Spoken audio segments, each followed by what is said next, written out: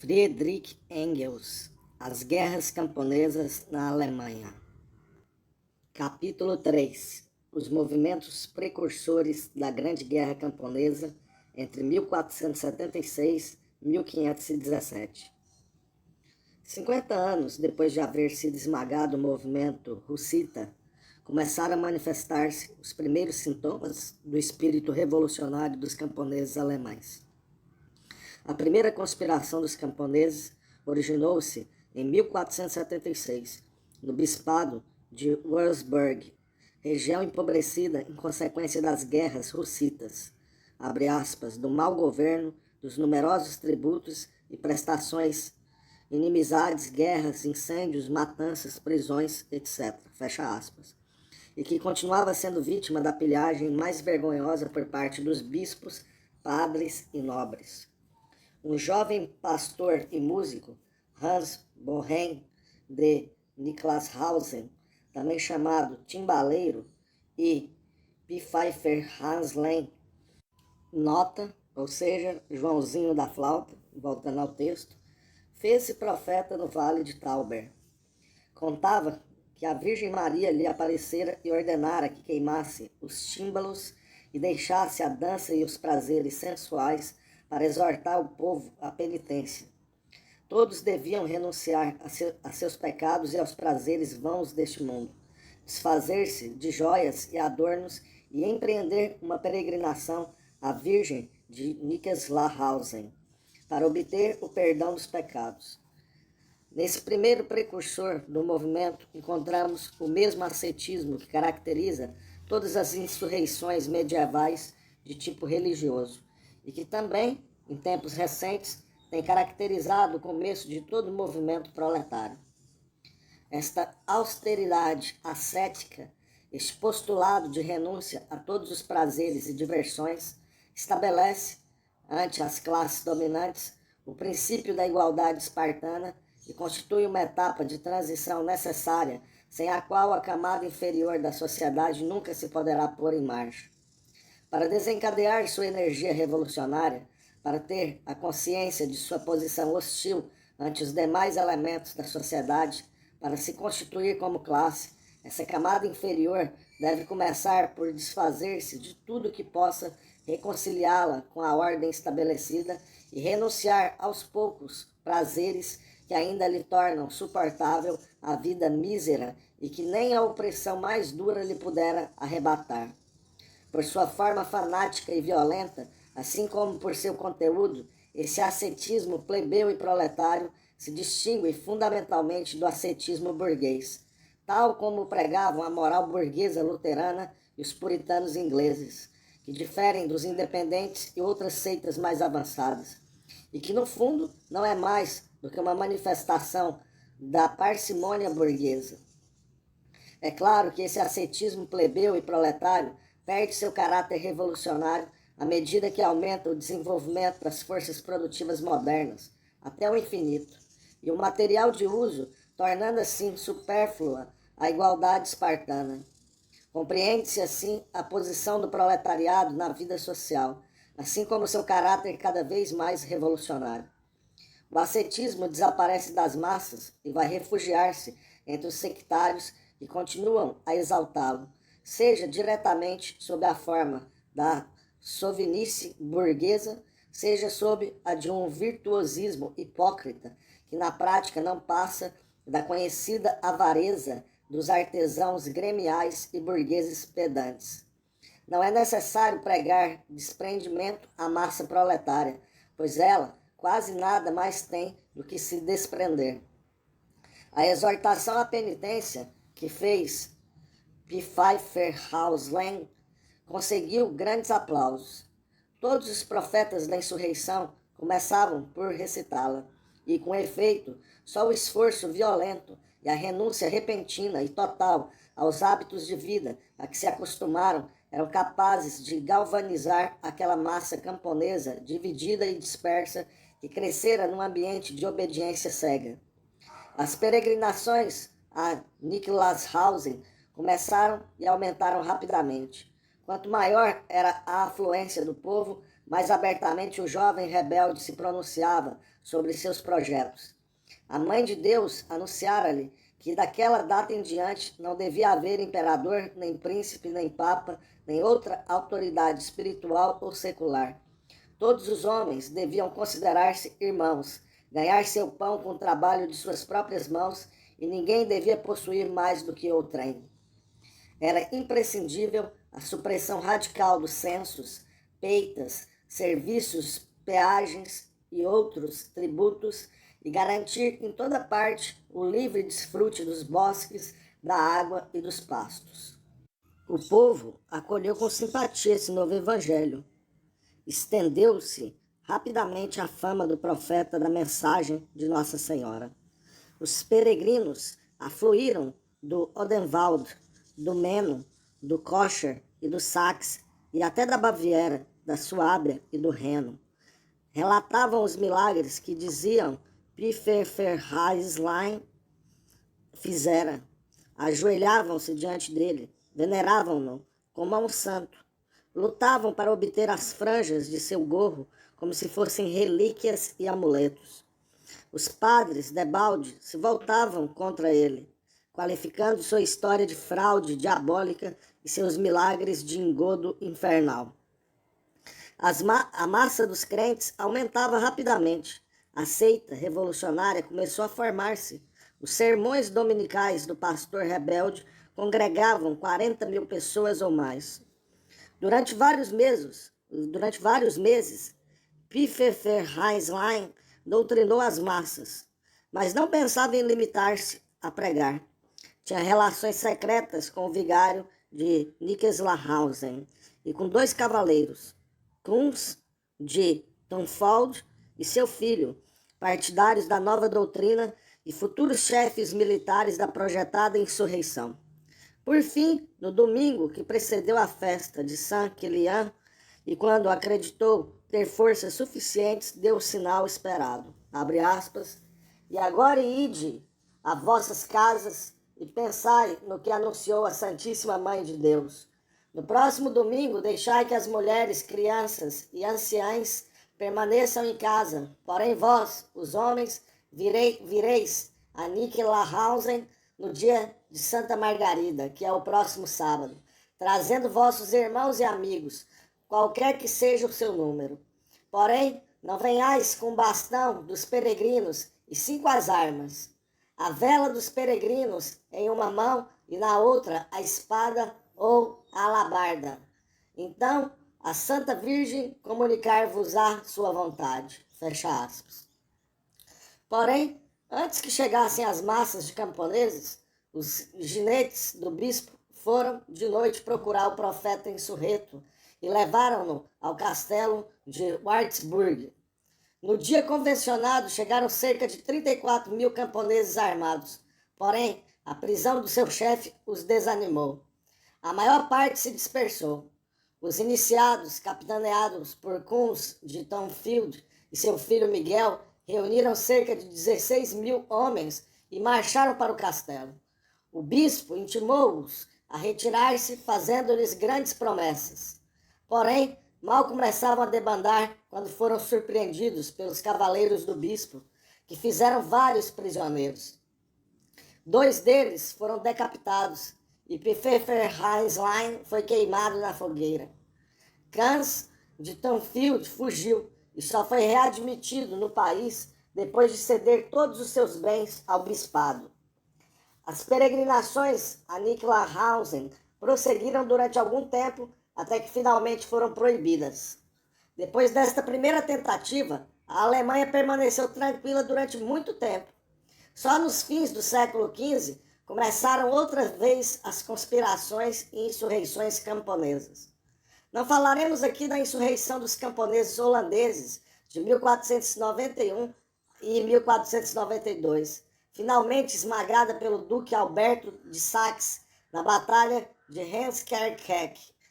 Tampouco nos ocuparemos da sublevação dos camponeses na abadia de Kempten, na Alta Suábia, nem da insurreição de 1497 na Frísia, encabeçada por Siard Silva, e também reprimida por Alberto de Saxe. Estas sublevações já se produzem em regiões muito distantes do teatro da verdadeira guerra camponesa. Já não são, senão, lutas de camponeses livres que resistem aos que querem impor-lhes a dominação feudal. Passaremos diretamente às grandes conspirações que foram o prelúdio da guerra camponesa. O Band Xoxo e o pobre Conrado. A mesma carestia que provocou a insurreição dos camponeses dos Países Baixos foi que, em 1493, determinou a formação, na Alsácia, de uma liga secreta de camponeses e plebeus, a qual pertenciam também elementos da oposição burguesa e que foi encarada com simpatia até por alguns setores da pequena nobreza. O centro da conspiração estava localizado na região de Schaulettstadt, Sus, Dambach, Rossheim, Schweller, etc. Os conjurados queriam a introdução de um ano jubilar em que todas as dívidas fossem anuladas, a supressão dos direitos alfandegários e outros impostos fiscais e da justiça eclesiástica imperial, o direito de votar os impostos, a redução dos benefícios dos pobres a 50 ou 60 gulden, a supressão da confissão e o direito de cada comunidade eleger seu próprio tribunal. O plano da conspiração era tomar de surpresa a fortaleza de Schettalstadt, quando houvesse forças suficientes, e pensavam apoderar-se dos dinheiros do município e dos conventos, organizando então a insurreição de toda a Alsácia. A bandeira que iam desfraldar no momento da insurreição levava bordado uma bota de camponês com correias longas, um Bandschach, que durante os 20 anos seguintes ia ser o símbolo das conspirações camponesas. Os conspiradores celebravam suas reuniões de noite, num ermo, no Monte Rangerberg. A admissão de novos membros era seguida de cerimônias misteriosas, ameaçando os traidores com penas severíssimas. Não obstante, o plano foi descoberto precisamente às vésperas do golpe contra Scheltstadt, na Semana Santa de 1493. As autoridades intervieram rapidamente, detendo muitos conjurados que foram torturados, esquartejados ou decapitados. Os restantes foram desterrados do território depois de sofrer a amputação dos dedos das mãos. Muitos fugiram para a Suíça. Mas esta primeira dispersão não liquidaria o Bondschutz. Ao contrário, continuou existindo em segredo e os numerosos fugitivos que se espalharam pela Suíça e Alemanha do Sul tornaram-se outros tantos propagandistas que, encontrando em toda parte a mesma opressão e o mesmo afã de sublevar-se, popularizaram o Bandschutz na região atualmente de Baden. Foram verdadeiramente admiráveis a fortaleza de ânimo e de perseverança que mostraram os camponeses da Alemanha do Sul, conspirando desde 1493, durante cerca de 30 anos, e removendo todos os obstáculos que a vida dos campos opunha à maior centralização, a constância que os moveu a continuar conspirando depois de tantas dispersões, derrotas e execuções de chefes, até por fim chegar o momento da insurreição geral. Em 1502, houve indícios de agitação secreta entre os camponeses do bispado de Spira, que compreendia então também a região de Bruchsal. Lá, o Bandschutz se reorganizara com notável êxito. Havia 7.000 homens na liga, cujo centro se achava em Untergrombach, entre Bruchsal e Weitgarten, e cujas ramificações se estendiam até as margens do Reno e do Meno, por todo o margraviado de Baden. Exigiam que não se pagassem censos nem dízimos, nem tributos, nem peagens aos príncipes, nobres e sacerdotes, que se suprimisse a servidão, que se confiscassem os conventos e outros bens eclesiásticos para reparti-los entre o povo, e que se não reconhecesse outro senhor além do imperador. Pela primeira vez, os camponeses exigem a secularização dos bens eclesiásticos, em benefício do povo, e o estabelecimento de uma monarquia alemã única e indivisível.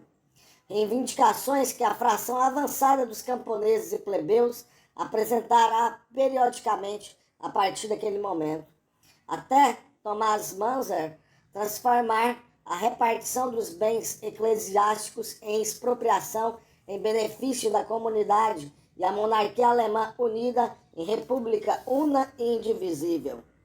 Do mesmo modo que o antigo Bandschuss, o novo tinha seu local para a realização das reuniões clandestinas, seu juramento de guardar o segredo, seu cerimonial de admissão e sua bandeira, na qual, ao lado da bota, figurava a inscrição, abre aspas, não pedimos senão a justiça de Deus, fecha aspas.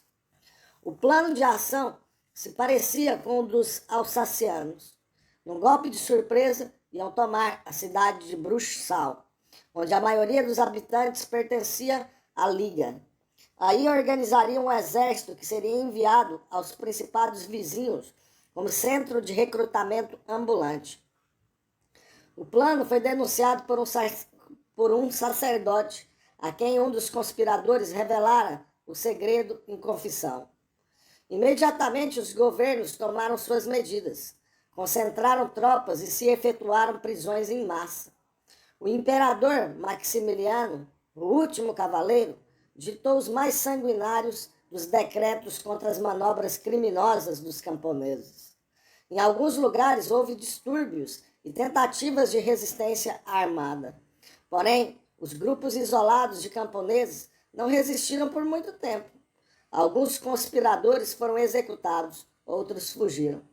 Porém, o segredo foi conservado com tanto cuidado que a maioria, até dos próprios chefes, pôde, com toda tranquilidade, permanecer em suas próprias aldeias, ou, pelo menos, nos territórios vizinhos. Depois dessa nova derrota, houve outro espaço de tranquilidade aparente na luta de classes. Nos primeiros anos do século XVI, formou-se, na Suábia, a Liga do Pobre Conrado, em provável relação com os membros dispersos do Bandschuss, na Floresta Negra. O Bandschuss substituiu em alguns pequenos círculos.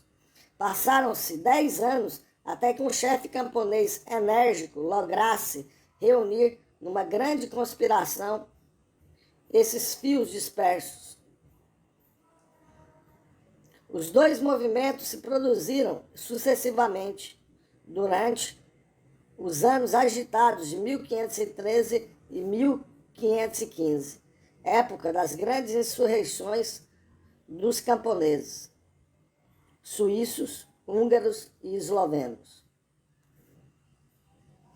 Foi Jos Fritz de Untergrumbach,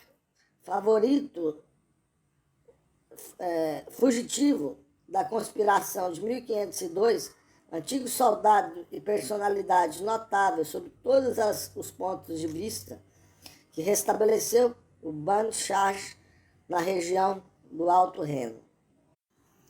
Depois de sua fuga, viveram em vários lugares entre o Lago de Constança e a Floresta Negra, e finalmente se estabeleceram em Lehen, perto de Friburgo, na Brisgóvia, onde se fizera guarda-floresta. Os autos do processo contêm detalhes interessantíssimos sobre a atividade que ele desenvolveu, reorganizando a Liga dali de onde se achava, obrando com grande acerto para fazer ingressar nela gente a mais diversa. Graças aos dons diplomáticos e à extraordinária perseverança desse conspirador exemplar, foi-lhe possível conquistar um sem número de pessoas de todas as classes, cavaleiros, padres, burgueses, plebeus e camponeses, e parece certo que organizou ao mesmo tempo várias conspirações. Utilizava com grande habilidade e acerto todos os elementos aproveitáveis. Além dos emissários iniciados, empregava vagabundos e mendigos para as missões de menor importância. Jos Fritz estava em contato direto com os reis dos mendigos e, através destes, era dono de toda a massa de vagabundos. Esses reis dos mendigos desempenham papel importante em sua conspiração. Foram tipos altamente originais. Um percorria o país com uma moça que dizia ter feridas nos pés e pedia esmolas para ela. Levava no chapéu mais de 8 medalhas, os 14 apotropeanos, Santa Odília, Nossa Senhora, etc. Usava uma grande barba vermelha e uma enorme bengala de castrão e ponteira. Outro, que pedia em nome de São Valentim, vendia substâncias aromáticas, vermífugos e sanguessugas, e vestia um gibão comprido cor de ferro, boina vermelha com um menino de Trento, e uma espada, e no cinturão grande número de navalhas e um punhal. Outros tinham feridas que conservavam abertas artificialmente e usavam roupas igualmente extravagantes. Eram pelo menos 10 que, por uma recompensa de 2.000 florins, iam acender as chamas da insurreição simultaneamente na Alsácia, no Margraviado de Baden e na Brisgóvia. No dia da festa do padroeiro de Saverna, iam encontrar-se em Rosen com 2.000 homens dos seus para colocar-se sob o comando de George Schneider, ex-capitão Lasquenès. Nota: Lasquenès, mercenários de infantaria alemães, designação comum no século XV.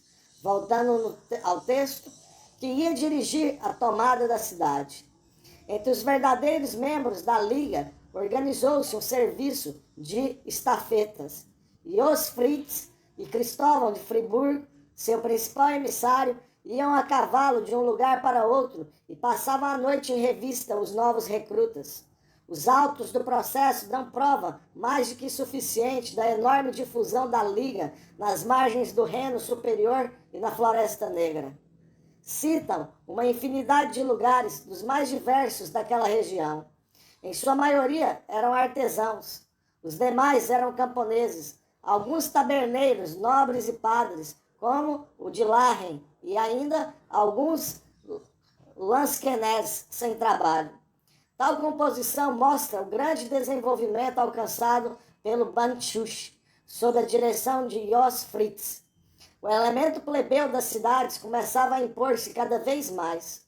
As ramificações da conspiração estendiam-se por toda a Alsácia e Baden até Württemberg e as margens do Menon. De vez em quando se convocavam grandes assembleias sobre montes distantes como o Kiebs, etc., para deliberar sobre assuntos da Liga. Os chefes se reuniam no campo de Hartmatt, perto de Lehen, assistindo à reunião filiados do lugar, assim como os delegados de outras aldeias. Ali se aprovaram os 10 artigos da Liga. Não se reconheceria nenhum soberano além do imperador, e segundo queriam alguns do Papa.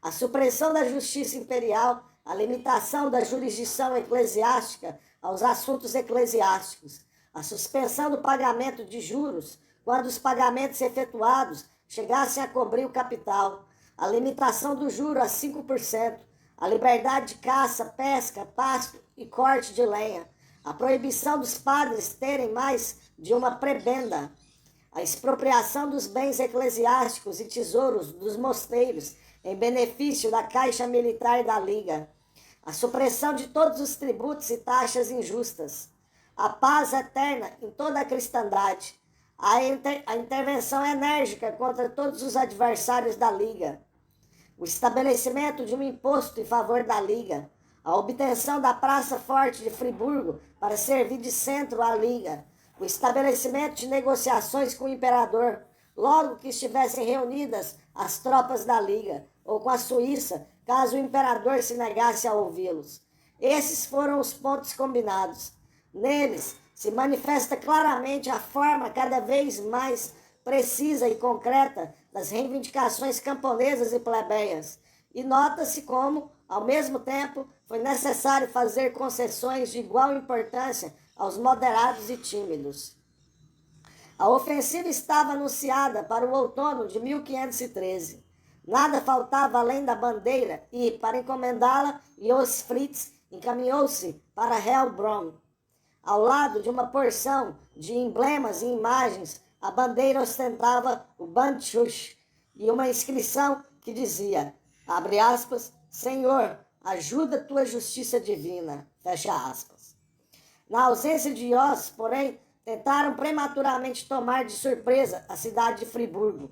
A tentativa foi descoberta a tempo. Algumas indiscrições da propaganda ajudaram o conselho e o margrave de Baden a descobrir a trama, e a traição de 2 dos conspiradores completou a série de revelações. O margrave, o conselho e o governo imperial de Eisenheim mobilizaram esbirros e soldados. Vários membros da Liga foram detidos, torturados e executados. Porém, ainda desta vez, os outros escaparam, e entre eles o próprio Josef Fritz. Os governos da Suíça, desta vez, perseguiram com grande violência os fugitivos, chegando mesmo a executar alguns. Porém, aconteceu-lhes o mesmo que a seus vizinhos. Não puderam impedir que a maioria dos fugitivos permanecesse próximo às suas residências antigas e a elas voltasse depois de algum tempo. O que mais se destacou na perseguição foi o governo alsaciano de Eisenheim, que mandou degolar, torturar na roda e esquartejar grande número de fugitivos. Josef Fritz estabeleceu-se na margem suíça do Reno, fazendo frequentes excursões à Floresta Negra sem que fosse possível capturá-lo. Os suíços tiveram sérias razões desta vez para se aliarem aos governos vizinhos contra os membros da Bandschuss.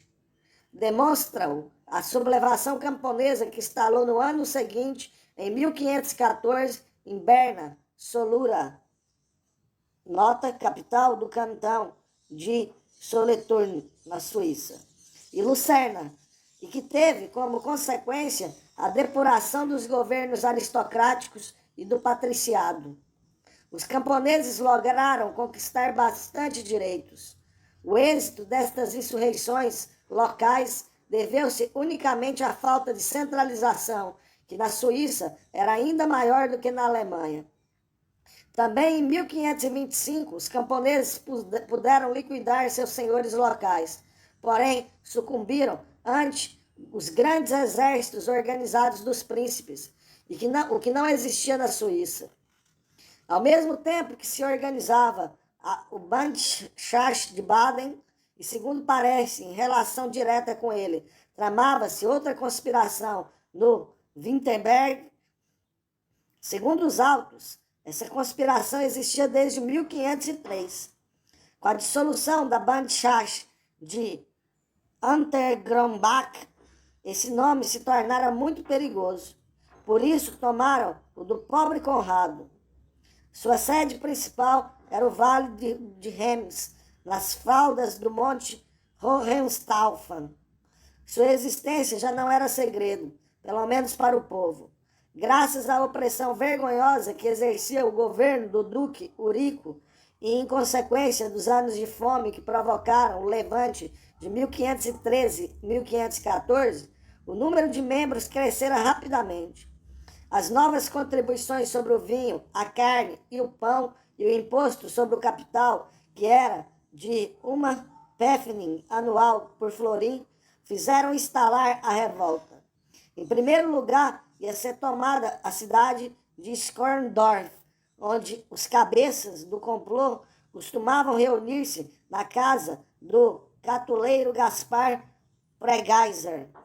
A insurreição estourou na primavera de 1514. 3.000 camponeses, segundo alguns 5.000, cercaram a cidade. Porém, os servidores do duque fizeram-lhes promessas de toda sorte e os induziram a retirar-se. O duque Eurico acudiu com 80 guinetes e, como também prometera abolir os novos impostos, encontrou tudo tranquilo.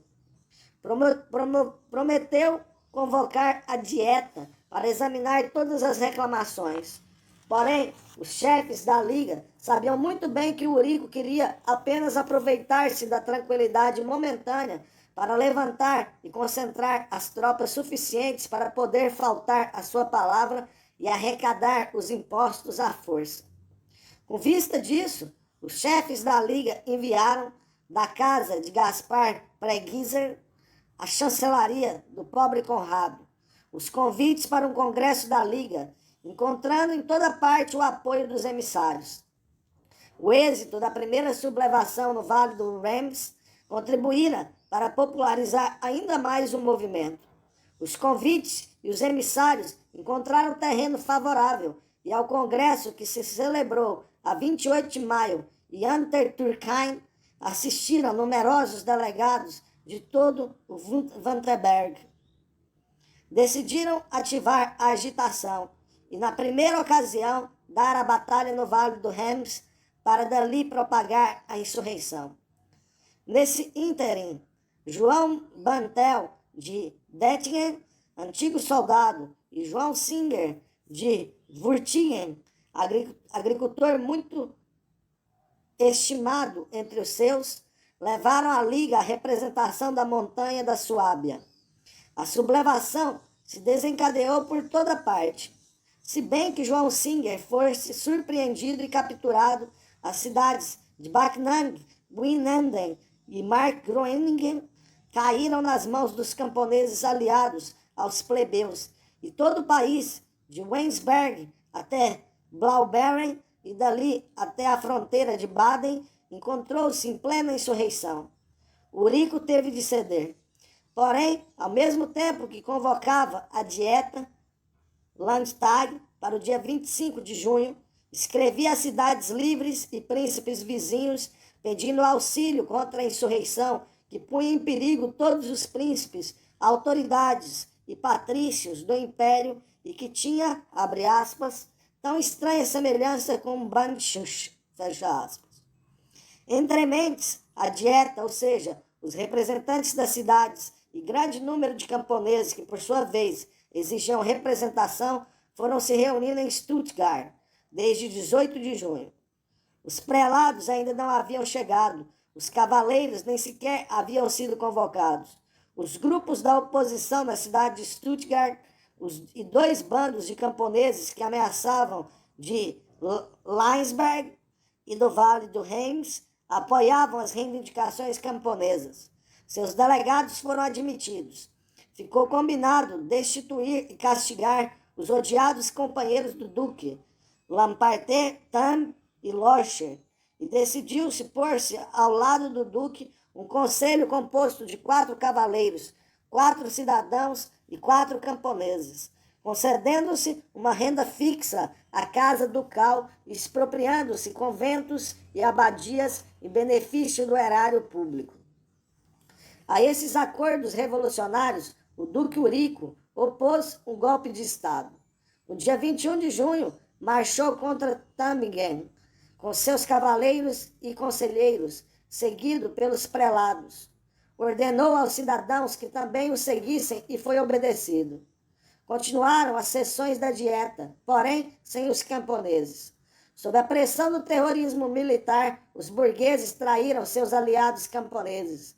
A 8 de julho, firmou-se o Tratado de Tübingen, que impôs ao país o pagamento de cerca de 1 milhão de dívidas ducais e ao duque umas tantas restrições das quais nunca fez caso, enquanto os camponeses tiveram de se contentar com meia dúzia de promessas imprecisas e platônicas e uma lei contra as associações secretas e a rebeldia que, esta sim, era bastante positiva. Naturalmente, já não se voltou a falar da representação camponesa na Dieta. As massas rurais se agitaram indignadíssimas por causa da traição. Porém, o duque reconquistara o crédito, fazendo com que o Estado se encarregasse do pagamento de suas dívidas. Pôde levantar tropas e também seus vizinhos, sobretudo o eleitor do Palatinado, lhe enviaram corpos auxiliares. Antes de terminar o mês de julho, o Tratado de Tübingen foi aceito por todo o país, que não tardou em prestar juramento. Só o Vale do Reims resistiu. O pobre Conrado esteve a ponto de matar o duque, que outra vez lá apareceu pessoalmente. Os camponeses, continuando sua oposição, estabeleceram acampamento no Monte Kappelberg. Porém, prolongando-se essa situação, a maioria dos insurretos se dispersou por falta de víveres, e os restantes também terminaram por dirigir-se às suas aldeias, enganados por um convênio ambíguo que fizeram com alguns delegados da Dieta. A despeito do convênio, Eurico, a cujo exército haviam se incorporado às companhias voluntárias postas à sua disposição pelas cidades, que agora, depois de conseguidas suas reivindicações, se voltavam fanaticamente contra os camponeses. Atacou o vale do Remes, saqueando cidades e aldeias. 1.600 camponeses foram detidos. 16 foram decapitados imediatamente e aos restantes foram aplicadas fortes multas em benefício do tesouro ducal. Muitos tiveram de permanecer no cárcere por longo tempo. Ditaram-se leis severíssimas para impedir a reorganização da Liga e todas as reuniões de camponeses. A nobreza da Suábia formou uma liga com o único fim de reprimir todo o intento de sublevação. Contudo, os líderes do pobre Conrado puderam refugiar-se na Suíça, de onde retornaram um a um passados alguns anos. Simultaneamente com o movimento de Wittenberg, apresentaram-se sintomas de novas perturbações devidas ao Bandschuss em Brisgau e no Margraviado de Baden. Em junho, tentou-se uma sublevação perto de Bull. Foi sufocada no nascedouro pelo margrave Felipe e Sebastião Gugel. Seu chefe foi detido em Friburgo e decapitado. Na mesma primavera de 1514, instalou a guerra dos camponeses de toda a Hungria. Tinham sido feitos apelos à cruzada contra os turcos, como sempre prometendo-se liberdade para os servos e vassalos que se oferecessem. Reuniram-se 60.000 camponeses sob as ordens de Jorge Doza, que se distinguira nas guerras anteriores contra os turcos e a quem haviam concedido o título de nobreza.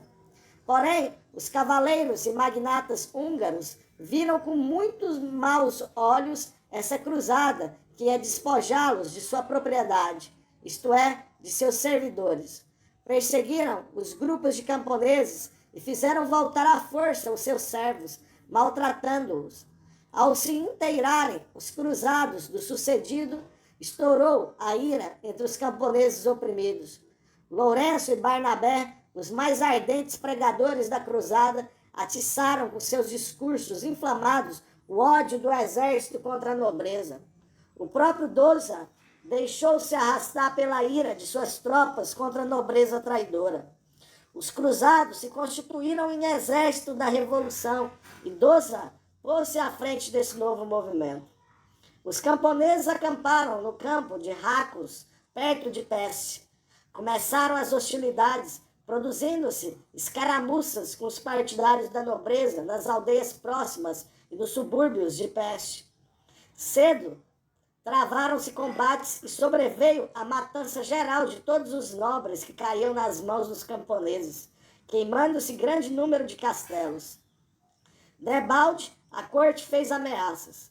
Após cumprirem-se as primeiras sentenças da justiça popular contra os nobres ao pé das muralhas da própria capital, Doza realizou novas operações.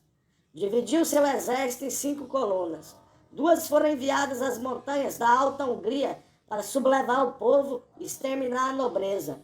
A 3ª coluna, sob o comando de Ambrósio Zaleves, cidadão de Peste, ficou em Racos para vigiar a capital. E a 4ª e 5ª colunas marcharam contra Zegedin, conduzidas por Doza e seu irmão Gregório. Nesse ínterim, a nobreza reuniu-se em Peste e pediu auxílio a João Zapolia, voivode da Transilvânia. Unida aos cidadãos de Budapeste, a nobreza derrotou e aniquilou o corpo que ficara acampado no Racos, depois de Slaves se passar para o inimigo com alguns elementos burgueses do exército camponês. Um sem número de prisioneiros foi executado de maneira cruel e os restantes devolvidos às suas povoações com os narizes e orelhas cortados. Doza fracassou em Zeisingen e marchou contra Isasnad, que ocupou depois de derrotar um exército da nobreza comandado por Báthory Stivan e pelo bispo Isaaczin. Pelas crueldades cometidas em Racos, tomou represálias sangrentas sobre os prisioneiros, entre os quais se encontrava o bispo e o tesoureiro real de Teleque. Em Ksnad, proclamou a república, a supressão da nobreza, a igualdade da cidadania e a soberania do povo. Logo marchou sobre Tremesvar, onde Báthory se fortificara. Mas enquanto sitiava essa fortaleza durante 2 meses, recebendo como reforço um novo exército comandado por Antônio Rússia, as 2 colunas que operavam na Alta Hungria sucumbiram ante a nobreza em várias batalhas, e João Zapolya marchou contra ele com as tropas da Transilvânia. Zapolya atacou e dispersou os camponeses. Doza foi aprisionado e assado em um trono de ferro candente, e os seus próprios homens foram obrigados a comê-lo vivo. Essa foi a condição do perdão. Os camponeses dispersos se refizeram sob o comando de Lourenço e Roça, porém sofreram outra derrota e todos os que caíram nas mãos do inimigo foram enforcados ou empalados. Milhares de cadáveres de camponeses pendiam às margens das estradas e à entrada das aldeias incendiadas. Dizem que sob a cerca de 60 mil o número dos que caíram nas lutas e mais tarde nas matanças. Na reunião seguinte da dieta, a nobreza teve o cuidado todo especial de fazer reconhecer, mais uma vez, a escravidão dos camponeses como a lei básica do país. Na origem da insurreição camponesa da Caríntia e Estíria, que instalou ao mesmo tempo, havia uma conspiração semelhante à do Banchash, que nasceu no ano de 1503. Então, já se havia provocado uma insurreição nessa terra, espoliada pela nobreza e pelos funcionários imperiais, devastada pelas invasões dos turcos e atormentada pela fome. Em 1513, os camponeses eslovenos, unidos aos alemães da região, levantaram de novo a bandeira da Stara Prava, direitos antigos. Porém, naquele ano, ainda foi possível apaziguá-los. Em 1514, já se congregavam grandes massas. Porém, a promessa do imperador Maximiliano de restabelecer os antigos privilégios moveu-os a dispersar-se outra vez. Mas, violenta, porém, foi a explosão da primavera de 1515, quando o povo, tantas vezes enganado, procurou a vingança pelas armas. Como na Hungria, destruíram todos os castelos e conventos, e os tribunais camponeses julgaram e executaram os nobres capturados. Na Estíria e Caríntia, o capitão imperial Dientzenstein conseguiu apaziguar os sublevados, porém, em Carniola só foi possível dominá-los após a conquista de Krain. Tomada de surpresa, as inúmeras atrocidades dos austríacos constituíram digno complemento às infâmias da nobreza húngara. Bem se compreende que depois de uma série de derrotas decisivas, em vista de tantas atrocidades cometidas pela nobreza, os camponeses alemães permanecessem tranquilos durante longo espaço de tempo. Contudo, não cessaram as conspirações e as sublevações locais. Em 1516, a maioria dos refugiados filiados ao Banchash e ao pobre Conrado regressou à Suábia e aos territórios do Alto Reno. E em 1517, o Banchash estendera-se novamente pela Floresta Negra. O próprio Jos Fritz, que ainda levava a velha bandeira de 1513 escondida sobre seu peito, percorria a Floresta Negra, desenvolvendo grande atividade. A conspiração de novo se organizou. Novamente foram convocadas assembleias no Monte Knaibes. Porém, o segredo não foi guardado. Os governos inteiraram-se do que ocorria e intervieram. Alguns dos conspiradores foram capturados. Os membros mais ativos e inteligentes tiveram de fugir, e com eles Jos Fritz, que mais uma vez conseguiu escapar. Deve ter morrido na Suíça pouco tempo depois, porque o seu nome não torna mais a aparecer.